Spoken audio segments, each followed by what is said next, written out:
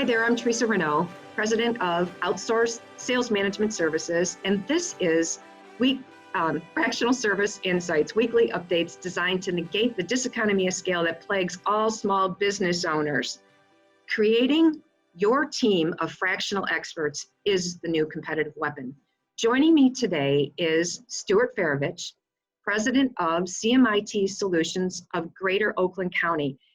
And Stuart and I had a discussion probably 4 or 5 months ago. His IT solutions company is now even more important for organizations to understand. Coming out of this time, it's going to be critically important to leverage technology tools like more than you ever have in the past.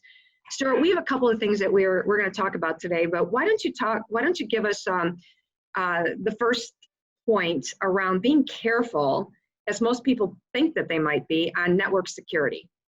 Sure, Teresa. And let me start by saying thank you for having me back on the show.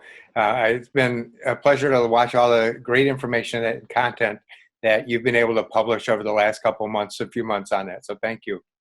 You know, around network security, I think one of the things as we've moved home in a remote workforce is really remembering that the systems we had in place for the business, for antivirus, for email security, for firewalls, all these things that have been built up over decades or years, do we have those in our house?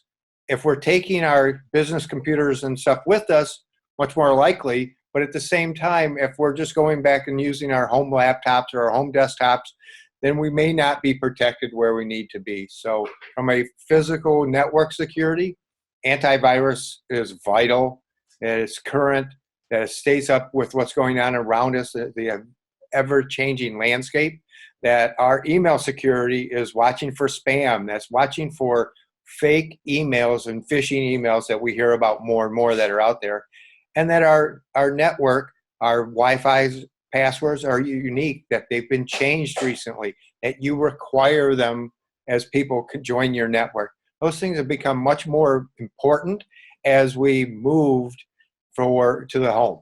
Right.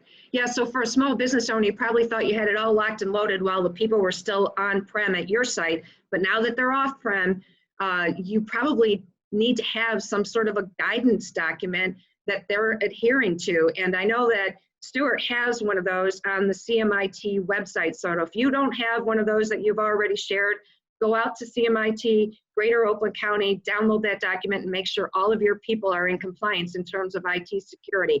But we have another exciting thing that we'd like to share with you today, something that not everybody's really thinking about, and that is, the browsing security. Everyone's out there getting their fill of the COVID update on whatever, or just out there researching and doing the practical business things. But what's happening now, Stuart, in that area of cybersecurity? Yeah, I think it's really, it's scary in its own way, because when we look at sites that we may go to just gain information, to understand what's happening around us, that now ordering groceries online has really started to explode. Those sites, cyber criminals are injecting their information in there to download viruses, to download things that are very subtle in the background, a thing called a keystroke monitor. So every key you enter on your keyboard, it records and sends back to them. And the idea around it is you may go to somewhere along the day, you go to your banking site, or you go to check on your investments, which is so hard to do right now, right? Right. And you enter in your password because they require that as you do that, those keystroke monitors are capturing that information and reporting it back to the criminals. So kind of to negate that, the best way to negate that is the thing called multi-factor authentication or two-factor authentication, where those sites will send you a code, a text to your phone, or an email to you with a code that you have to enter in. That's another layer of security that is a great protection and a great way to eliminate some of those threats around keystroke monitoring. Yeah, I'm so glad you brought up the double and triple authentication. I've been a little bit lazy myself in terms of not wanting to be bothered with that extra step. So I'm going to need to hold myself a lot more accountable in that area. But I think from a business owner perspective, that is something that, we don't even think about now that people are working from home. And I know that most companies have, that's happening on site also, but we've got a whole lot of additional cyber security crime that's happening out there. And this is the way that doors are getting opened. Right. Yeah. And, we've been promoting that, and all the context of systems that we use, we've moved right after the first year, starting moving to a requirement. Even our clients that remote in the systems of having those in place so that they require that. We put out recently the remote policy around work from home. Like, what does it really mean, so that your employees are aware, right? They're not guessing, should I or should I not do multi-factor? No, it really should be a requirement today. Right. One of the things that I really like about your organization is the value and finance flexibility that you guys have put together in terms of your flat rate or your SaaS model, so to speak. Tell us a little bit about that. Yeah. What we really are trying to do with that is to make sure that a business owner can manage their cash flow, because an unwanted expense of a new server or a bunch of new equipment, can really hinder a business in their growth, especially now as every business is watching their expenditures. So what our goal is to really work with the business owner, have a technology refresh plan. So every quarter there's a percentage of their machines are upgraded, and I'm on a 3-year rolling schedule. So every 3 years that equipment's newer, that's been refreshed, that's brought up to date. And we work with a couple of different vendors to provide financing, if that's the best thing for that. So they can, look at a new server that may be $10,000, $11,000. They're able to finance over 3 years, no early payoff penalties, but then it gives them the ability to manage their dollars, their cash flow, which in a small business, a medium-sized business, is critical. Right. And your business is so critical to helping them, because you're kind of like the holistic doctor out there taking care of their technology tools, all of their technology tools.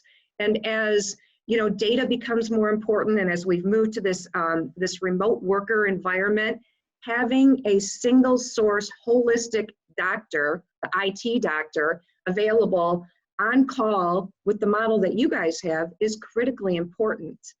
You have a really fun background. I love your background, and now you're helping other people with their technology tools. Give us and I'm really putting you on the spot here, give us 1 or 2 words of advice that you would like to leave the listeners with today. Well, I think really, Teresa, you brought it up, is work with a trusted advisor in this area. Technology is moving at the speed of light, and a business owner really doesn't have the time or the resources to stay current with it. But if you're not current with it, you're putting your business at risk. And you're also missing the ability to really, as we come out of this virus protection, and we're around in the coronavirus and we exit that, the new normal of business is going to be leveraging technology to thrive rather than just survive. So working with a trusted partner is extremely important now more than ever. And it lets you make sure that your expenditures are maximized. So the dollars you spend on an online platform for your email and then your collaboration site, that your people are trained, that they're knowledgeable in how to use it, and it integrates into your business solutions and your business processes, so everybody's aware and how to use them, and that it improves your efficiency. Thank you so much. I'm going to call you the IT doctor, but I'll also say thank you, Stuart Feravich, President of CMIT Solutions, Greater Oakland County. And for anybody that doesn't have an IT doctor on your payroll right now, get your fractional service provider in place. Use Stuart's company as your as your secret weapon. Stuart, thanks for joining me today. All right. Teresa, thank you again for having me on. It's always a pleasure, and I love your segments, and keep them going. Thank you.